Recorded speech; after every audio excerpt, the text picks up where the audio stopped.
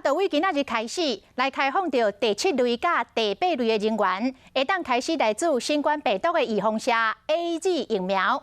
包括这个军人甲国安人员，大约有20.8万人。另外，阁有65岁以上的长辈者，大约是348万人。新北市的阿东病院一透早，都有真侪阿公阿嬷到现场排队等要注。病院嘛真体贴长辈，讲。长辈可能袂晓用这个网络来注文，所以特别开放互因会讲随教随注。有人甚至透早5点就到病院，就惊会注无。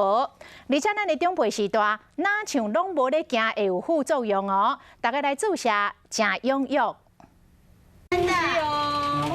讲回新冠病毒预防射开放65岁以上的老大人来注的头一天，阿东病院8点半开始报道，较无1点钟尔，就50个老大人来伫排练。6点多钟就来了，来抽号码牌，对大家好，对自己好，对不对？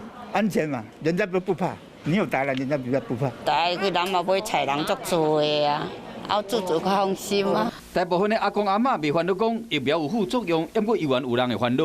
就你不开，那到15点发烧怎么办？69岁罗先生惊讲半暝发烧，希望讲病院开退烧药互伊。有时候会发烧啊，有时候就头晕啊，发烧出退烧药的。发烧的话，你15点要去哪里买药？要准备啊，你没出没关系啊。今日是开放公费疫苗第7类的人员，像阿兵哥国安人员等等，差不多20.8万人。第8类的就是65岁以上的老大人，有348.5万人。这嘛是上济族群，病院嘛特别开放，唔免上网络去注文，现场挂号就会使注。其实他们对3C 的使用或者手持装置的使用未必这么的顺遂，能够用随到随打的方式。我们从9点开始进行疫苗的接种，但9点以前就有20位的朋友在这里等待，所以这个已经优于我们的预期。